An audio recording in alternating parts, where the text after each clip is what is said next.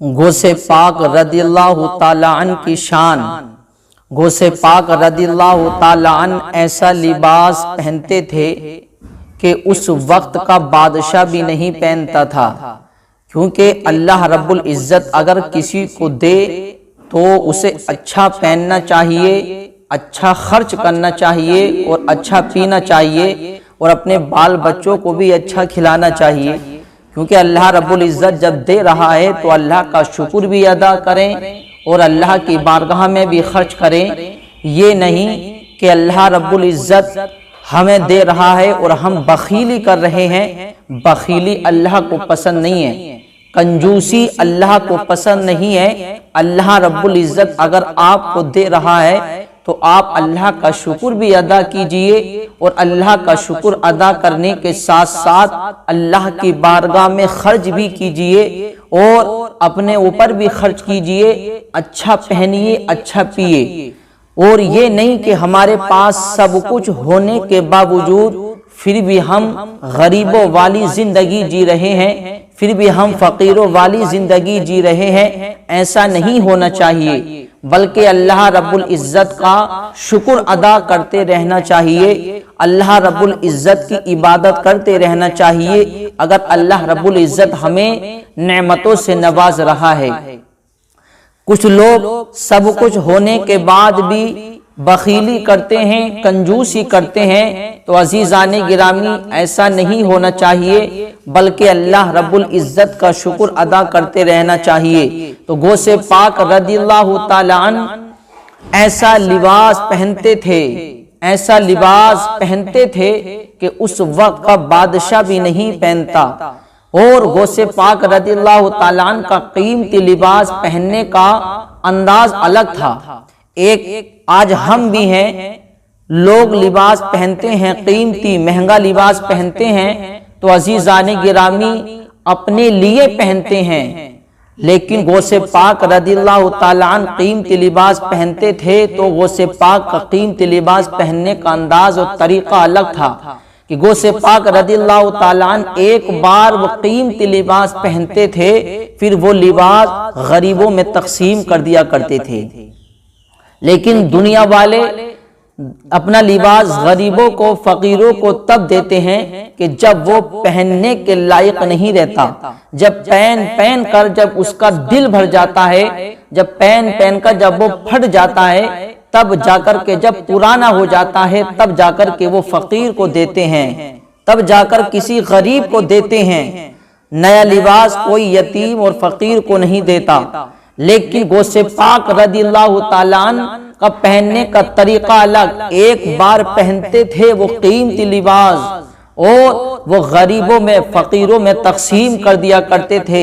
کسی نے پوچھا حضور آپ اتنا قیمتی لباس پہنتے ہیں، اس کی وجہ کیا ہے؟ کیا کوئی وجہ ہے آپ اتنا قیمتی لباس پہنتے ہیں؟ تو غوث پاک رضی اللہ تعالی عنہ نے ارشاد فرمایا ہاں میں قیمتی لباس پہنتا ہوں تو اس کی وجہ یہ ہے۔ تو غوث پاک رضی اللہ تعالی عنہ نے ارشاد فرمایا ہاں میں قیمتی لباس اس لیے پہنتا ہوں، میں مہنگا لباس اس لیے پہنتا ہوں کہ میری وجہ سے غریبوں کو قیمتی لباس پہننا نصیب ہو جاتا ہے، میری وجہ سے فقیروں کو قیمتی لباس پہننا نصیب ہو جاتا ہے۔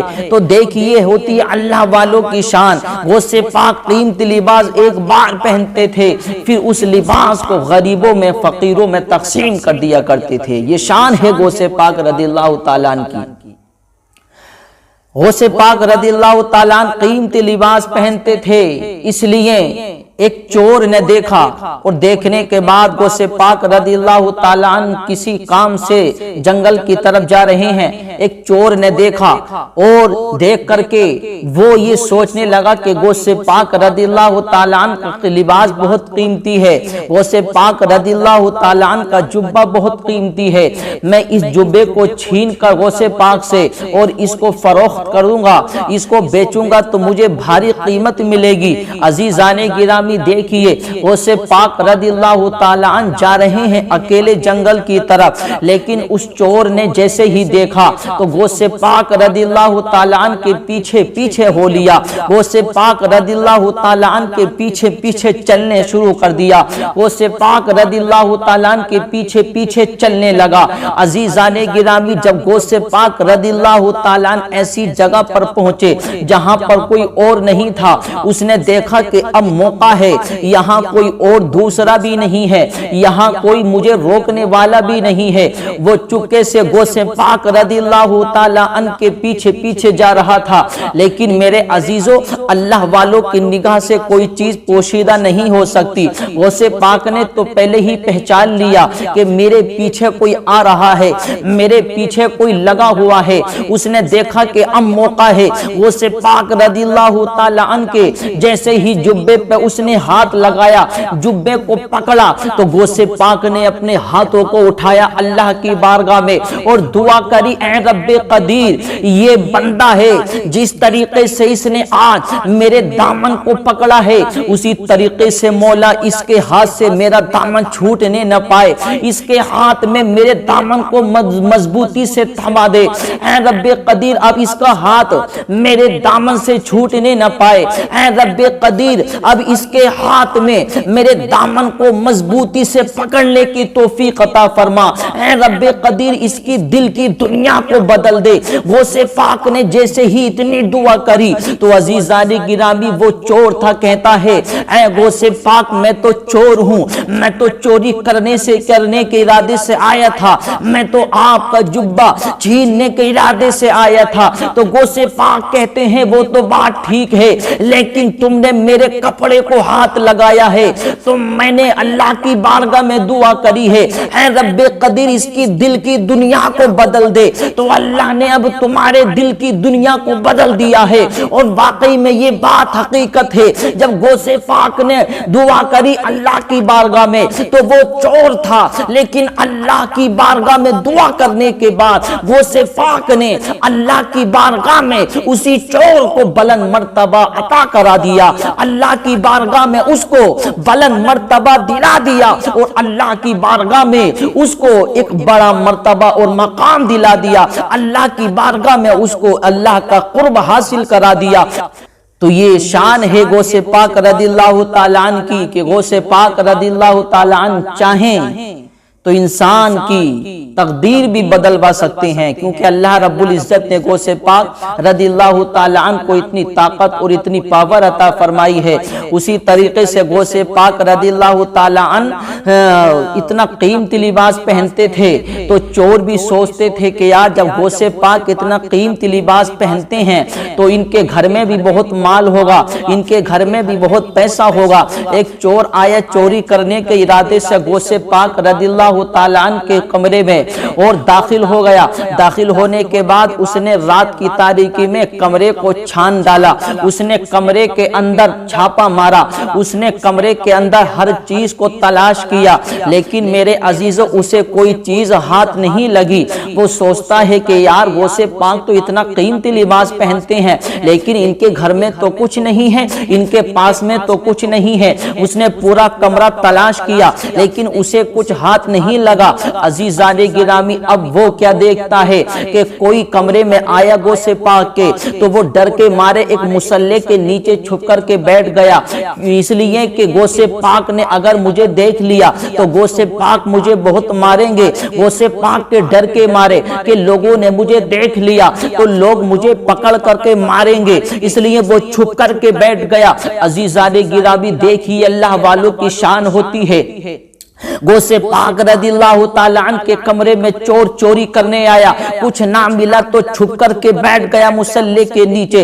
अब उतने में हजरत खिज़िर अलैहिस्सलातु वस्सलाम हाजिर होते हैं और कहते हैं कि ऐ गौसे पाक रदियल्लाहु ताला अन्हु, फुला इलाके का एक कुतुब का इंतकाल हो गया है, यानी फुला इलाके का एक बहुत बड़े आलिम दीन जो दीन का काम कर रहे थे, जो दीन की खिदमत कर रहे थे, वहां के उन आलिम साहब का इंतकाल हो गया है।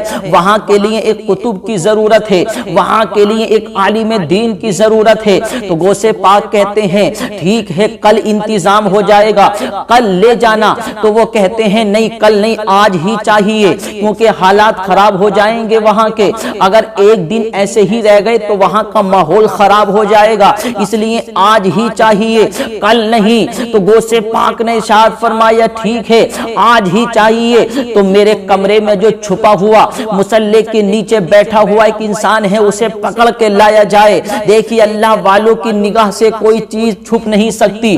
وہ چور یہ سمجھ رہا تھا کہ مجھے غوث پاک نے نہیں دیکھا، لیکن غوث پاک کی نگاہ سے کوئی چیز چھپ نہیں سکتی۔ جیسے ہی اسے پکڑ کے غوث پاک کے سامنے حاضر کیا گیا تو وہ کانپ رہا تھا، وہ ڈر رہا تھا اور کہتا حضور غوث پاک مجھے معاف کر دیجئے، میں چوری کرنے سے میں چور ہوں، میں چوری کرنے کے ارادے سے آیا، لیکن اتفاق سے مجھے کچھ نہ ملا، تو میں آپ کے ڈر کی وجہ سے اس مصلی کے نیچے چھپ کر کے بیٹھ گیا۔ تو غوث پاک نے ارشاد فرمایا بات سنو، اب تم چور نہیں ہو، جاؤ فلاں جگہ کا تمہیں قطب بنا دیا گیا ہے، فلاں جگہ کا تمہیں ایک عالم دین بنا دیا گیا ہے، فلاں جگہ کا تمہیں قطب بنا دیا گیا ہے، وہاں جا کر کے دین کا کام کرو۔ تو وہ کہتا ہے چور حضور غوث پاک کیسی باتیں کر رہے ہیں، میں تو چور ہوں، چوری کرنے کے ارادے سے آیا تھا، میں کوئی عالم ہی ہوں، میں کوئی قطب نہیں ہوں، میں کوئی عالم دین نہیں ہوں۔ عزیزان گرامی تو غوث پاک کہتے ہیں ارے چور تھے تو جب تھے، لیکن اب تم چور نہیں ہو، کیونکہ اب ہماری نگاہ تمہارے اوپر پڑ گئی ہے، اب ہماری نظر تمہارے اوپر پڑ گئی ہے، تو اب ہم نے تم کو ایک وقت کا قطب بنا دیا ہے۔